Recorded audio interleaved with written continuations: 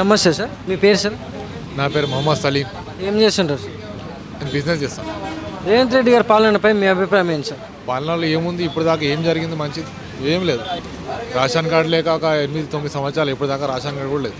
ఇప్పుడు ration card ఇస్తాడేమో అని ఆశతో చూస్తే ఇప్పుడు కూడా కొన్ని ఫిట్టింగ్స్ పెట్టిండు దానికి. కారు ఉంటే రేషన్ కార్డు ఉండదు, ఫ్లాట్ ఉంటే ఉండదు, జాబ్ ఉంటే ఉండదు. ఇప్పుడైతే ఇంకా కొన్ని రోజులు ఆగి చూడాలి. ఇప్పుడు దాకా అయితే ఏం అర్థం కాలేదు. ఇంకా టైం ఉంది, చూస్తూ అంటారు అభివృద్ధి కోసం. ఇప్పుడైతే 1 year అయింది కదా, ఇంకా ఒక 1 year దాకా ఆగి చూడొచ్చు. నమస్తే సార్. నమస్తే.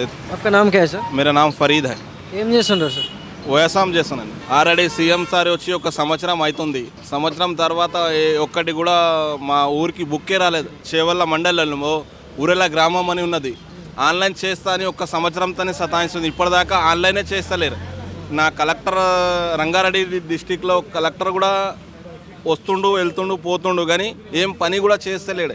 సీఎం సార్ దానికి పర్మిషన్ ఇస్తా అన్నాడు, ఇప్పటి వరకు ఇస్తానే లేడు.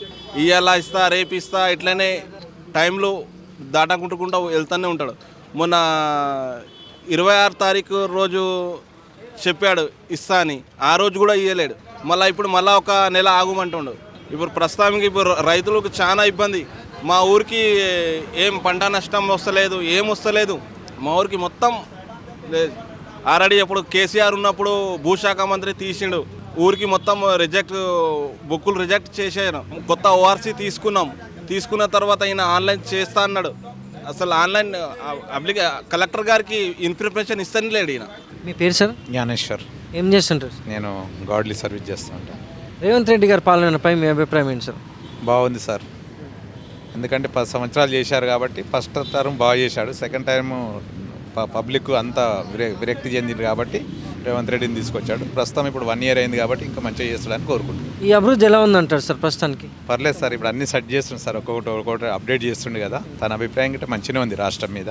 ఇంకా 4 years ఉంది కదా సార్, మంచిగా చేస్తాడని అనుకుంటున్నాను. గతంలో కేసీఆర్ గారి పాలనపై మీ అభిప్రాయం ఏంటి సార్? అంటే ఫస్ట్ టర్మ్ బాగుండే సార్. సెకండ్ టర్మ్ అసలు మన దేశ ప్రధాని వచ్చినప్పుడు గౌరవించకపోవడం ఇవన్నీ కొంచెం మంచిగా అనిపించలేదు సార్. ఎందుకంటే మన భారతీయ సంస్కృతి ఏంటంటే అతిథులను గౌరవించే సాంప్రదాయం ఉంది మనకు. అది సంప్రదించలేడు కాబట్టి కొంచెం విరక్తి అనిపించింది సార్. నమస్తే సార్. చెప్పండి. మీ పేరు సార్? నా పేరు శ్రీనివాస్ అండి. ఏం చేస్తుంటారు సార్? నేను బిజినెస్ చేస్తాను.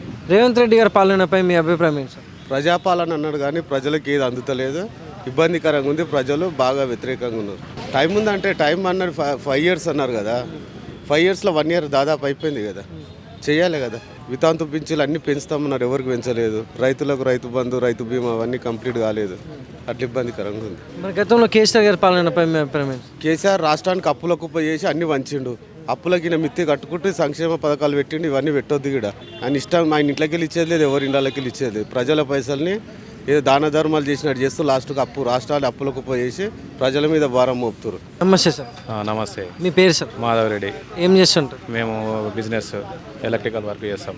ప్రస్తుతం రాష్ట్రం చూసుకుంటే రేవంత్ రెడ్డి గారి పాలనపై మీ అభిప్రాయం ఏంటి సార్? రెడ్డి గారు కొన్ని ఒప్పుకునేవి పథకాలు ఇంకా ముందుకు రాలేవు, అవి సస్పెండ్లు ఉన్నాయి కాబట్టి అందరూ ప్రజలు ఏమంటారు అంటే ఇవి ఇంకా ముందుకు శాంక్షన్ చేయలేడనే మాట మాట్లాడుతారు అందరూ పబ్లిక్. ఇంకా టైం ఉంది, అదే 1 year అయిపోతుంది, ఇప్పటి వరకు ఏవి లేవు అనే భావన మాకు ఉందన్నట్టు. చాలా మంచి అభివృద్ధి కోరుకుంటారంట.